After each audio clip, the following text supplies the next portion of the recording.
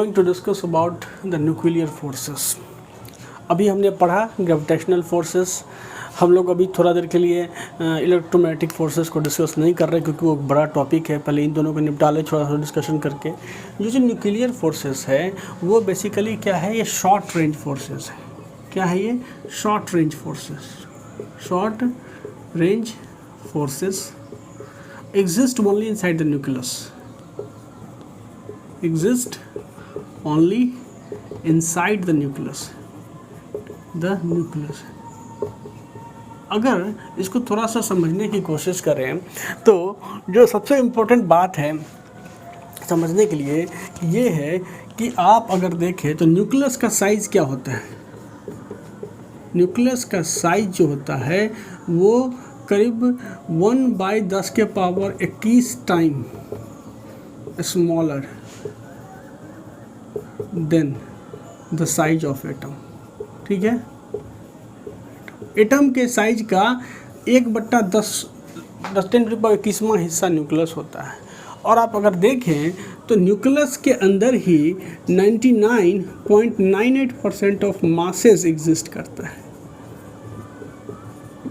मतलब सारा वजन एक छोटे से कॉम्पैक्ट पॉइंट पे एग्जिस्ट करता है जिसको हम बोलते हैं न्यूक्लियस.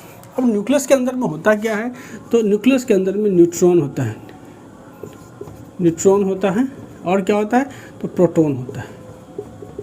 ठीक है, अब एक चीज़ जो समझ में हमारी बात नहीं आ रही है कि न्यूट्रॉन होता है, प्रोटॉन होता है. अगर ये जो प्रोटॉन है ये तो चार्ज पार्टिकल है और ये क्या है, इलेक्ट्रिकली न्यूट्रल है. क्या है ये? न्यूट्रल है, मतलब कि कोई नो चार्ज. इस पर नो चार्ज होता है और इस पर पॉजिटिव चार्ज होता है. तो इतने छोटे से मास में अगर प्रोटॉन एग्जिस्ट करते हैं तो नेचुरल है कि वो एक दूसरे को रिपेल करेंगे. कूलम फोर्स के हिसाब से, इलेक्ट्रोमैग्नेटिक फोर्स के हिसाब से एक दूसरे को रिपेल करेंगे. और जब उसको रिपेल करेंगे तो क्या होगा कि रिपल्शन होगा. तो न्यूक्लियस स्टेबल रहेगा ही नहीं रहेगा. तो बहुत बड़ा जब मासेस होता है, मतलब हैवी मासेस के केसेस में, तो जैसे रेडियो एक्टिव सब्सटेंसेस का न्यूक्लियस स्टेबल नहीं रहता है. लेकिन जैसे हीलियम की बात करते हैं, हीलियम एटम की बात करते हैं, और हीलियम एटम में से जब इलेक्ट्रॉन हटा देते हैं तो हीलियम एटम में क्या होता है, 2 प्रोटॉन होता है. ठीक है, और 2 प्रोटॉन होता है और 2 न्यूट्रॉन होता है. तो जब इसमें से, जब इस केसेस में इसको हम बोलते हैं क्या चीज़, अल्फ़ा पार्टिकल. जब इसका इलेक्ट्रॉन जो है सो बाहर निकाल दिया जाता है हीलियम एटम से. ये क्या है, एटम है हीलियम का, और इसमें से जब इलेक्ट्रॉन आप बाहर निकाल दीजिएगा तो क्या होगा, हीलियम में 2 इलेक्ट्रॉन होते हैं तो He++ 2 चार्ज आ गया. मतलब अल्फ़ा पार्टिकल 2 प्रोटॉन है, इसमें 2 प्रोटॉन है और 2 न्यूट्रॉन है. अब एक चीज़ जो इम्पॉर्टेंट है कि दोनों प्रोटॉन, ये तो अल्फ़ा पार्टिकल क्या है, स्टेबल पार्टिकल है. तो नेचर में जो है सो वो एग्जिस्ट करेगा जब तक लोग किसी और ऑब्जेक्ट के साथ इंटरेक्ट नहीं करता है. तो कहीं ना कहीं स्टेबल पार्टिकल है, तो इसका प्रोटॉन का रिपल्सिव फोर्सेस के बाद भी, 2 प्रोटॉन के बीच का रिपल्सिव फोर्सेस होने के बाद भी अगर वो स्टेबल है तो कहीं ना कहीं कोई और फोर्स पिक्चर में होगा जो इसको स्टेबलाइज कर रहा होगा, या जो इस डिस्ट्रक्टिव फोर्स को, मतलब उसको क्या कर रहा होगा, न्यूट्रलाइज करके उसको स्टेबल रख रहा होगा. तो वही फोर्स जो होता है वो होता है न्यूक्लियर फोर्सेस.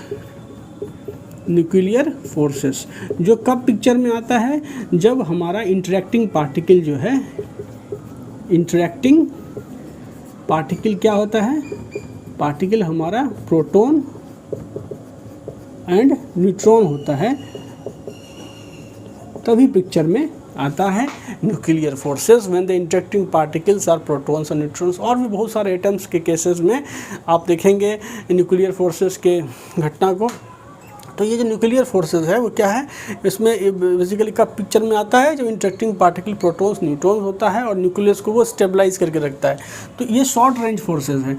मतलब कि अगर 2 पार्टिकल के बीच का जो ये डिस्टेंस है r, और ये डिस्टेंस r जो है, जो इंटरेक्टिंग पार्टिकल के बीच का डिस्टेंस, अगर ये बड़ा है 10⁻14 से, अगर ये बड़ा है तो उस केसेस में nuclear forces is weaker than the electrostatic forces.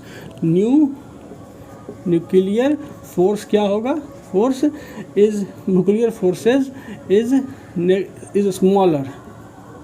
Smaller in comparison to to Coulomb's force, या फिर जो इसका इलेक्ट्रोस्टैटिक फोर्सेस जो चार्ज पार्टिकल के बीच लग रहा होगा उससे वीकर होगा। लेकिन अगर दो पार्टिकल के बीच का डिस्टेंस r और वो छोटा है 10⁻⁻15 से, तब क्या होगा, तो न्यूक्लियर फोर्स जो होगा वो बड़ा होगा आपका कूलम्स फोर्स या आप कह सकते हैं इलेक्ट्रोस्टैटिक्स फोर्स जो दो चार्ज पार्टिकल के बीच में लगता है।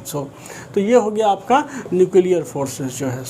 तो जब आप डिस्कशन करेंगे इसको, तो उसमें क्या होता है कि न्यूक्लियर फोर्सेस का जो एग्जिस्टेंस इतने शॉर्ट रेंज में होता है, और आप जब मैकेनिक्स की बात करते हैं तो वो डिस्टेंस इतना ज़्यादा होता है कि न्यूक्लियर फोर्सेस ऑलमोस्ट नेग्लिजिबल हो जाती है।